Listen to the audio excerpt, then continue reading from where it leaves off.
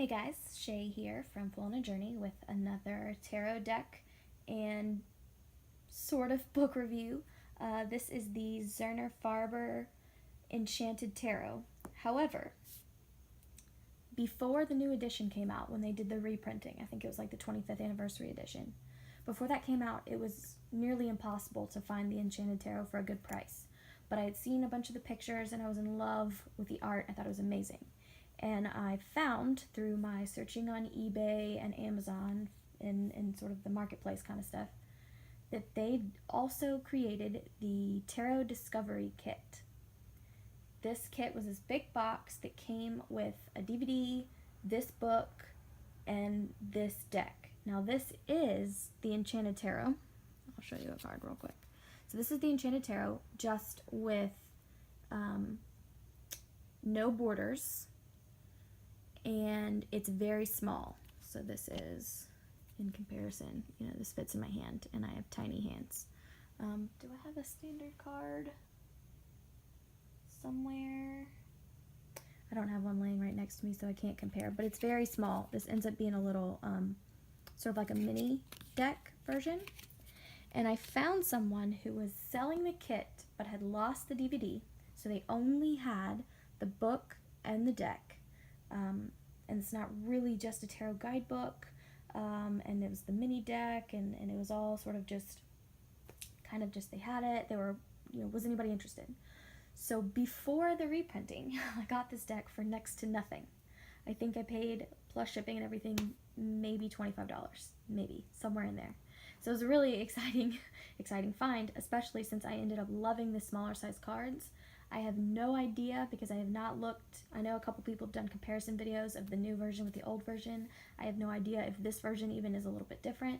I don't have a clue because it's the only one I've ever had. But I do really like it.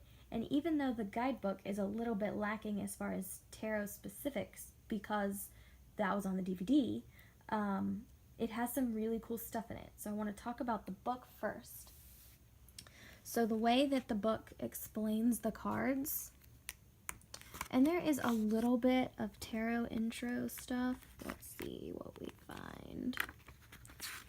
find. Mostly that's just sort of like how to use the DVD for meditation, which there's a bunch of guided meditations on it.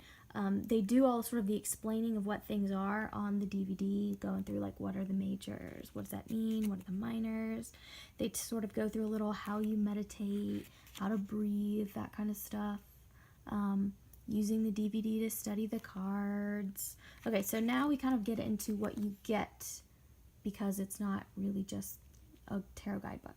So the first thing it goes through is it sort of explains to you the meditations that are provided for every card, which is awesome. So I want to show you this one page with all the majors. So you'll see, so like for the High Priestess, intuition meditation, contemplate the true spiritual wisdom and receptivity inside of you.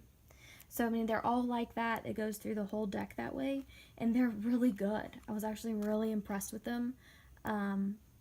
It sort of talks about walking you through how to draw cards, focus on what you're looking for, that kind of stuff. It's very meditatively focused. That's not a word, meditatively. I don't know. I guess it is now. And then for each card, you get a message and an outcome. So, like, if you're pulling it for a message or if you're pulling it for an outcome, it gives you both. And I will say one very different thing that this book does is when you get to the court, oh, I passed one, here we go.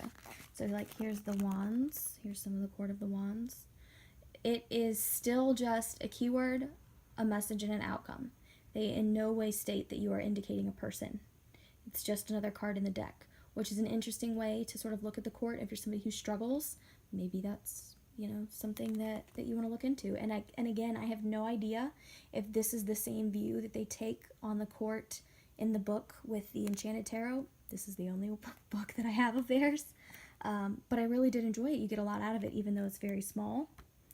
And then the only spread they give you is an 11 card Celtic cross. Which is not, I mean, there's nothing wrong with it. It's just we've all seen that one 100,000 times. And then they do also do this cute little page in the back where they show you sort of how to set up a tarot journal, which is awesome. If you need tarot journal ideas, there you go. So because the book is so small, we can kind of just hop right into the cards. I will do a quick walkthrough. And again, like I said, I have no idea if there are any differences between this deck and any of the other ones other than just, oh, I edged it. It was not edged. I tried to match the back. It's almost perfect.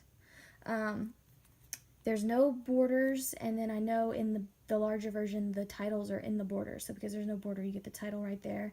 The majors are purple. Then you get hearts are cups, swords are swords, pentacles, and wands. So the only one that changed was from cups to hearts. So real quick flip through here for you. Let's make sure that's focused.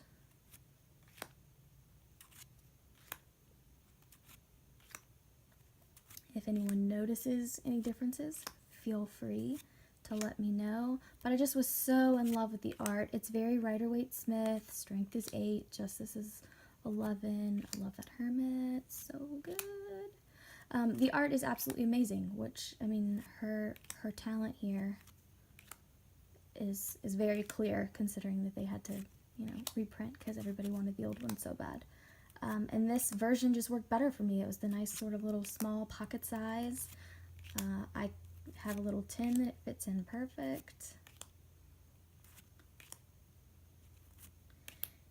And even though it's not, you know, there's not a ton going on, you usually just get a couple figures, or a figure in some cases. And there's not a ton of action happening, but you still clearly see just enough to get you on the path to reading the card. There's enough to read it intuitively. There's enough to, you know, cue you in to the, you know, Rider-Waite-Smith symbols, if that's your sort of home base.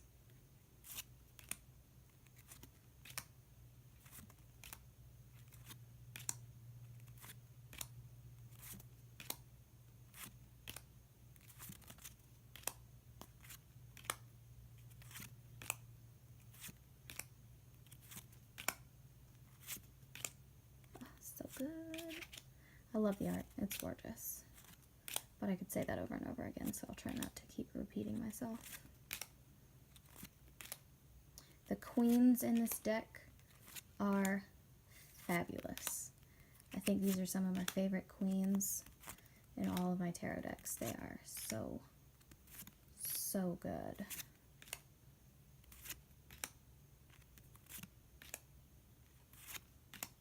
Love that tin. That is my favorite Queen of Wands. She's fabulous. Just, so good. And the King. So in all of my reviews, I do a quick reading just to sort of let you see what the cards look like laying next to each other. The only spread that they put in that particular book is the Celtic Cross. And because there are 9,000 examples of what a Celtic Cross looks like all over the internet, I didn't want to do another one. So I'm just going to do a quick little 3-card spread. And shuffling. So here is a message for random YouTube viewer.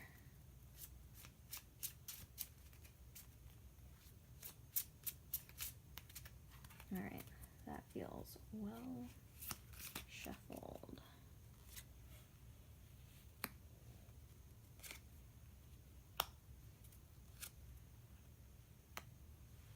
So we have the Ten of Hearts, Judgment, and the Chariot. You are very happy and content. You are full of love. You have from family, from friends. You've got a very large community full of people that truly emotionally care for you. You have found your calling, and you are going to use their love and support to answer that call, to head out into whatever new adventure it is that is currently, you know, scaring you a little bit. You're feeling cautious, but you don't need to. You've got people that love and support you. You know what your calling is. You feel it. You can tell what you need to be doing, and you need to get on that horse and go. So there is a quick spread, 3 cards from the Enchanted Tarot. And as always, thanks for watching.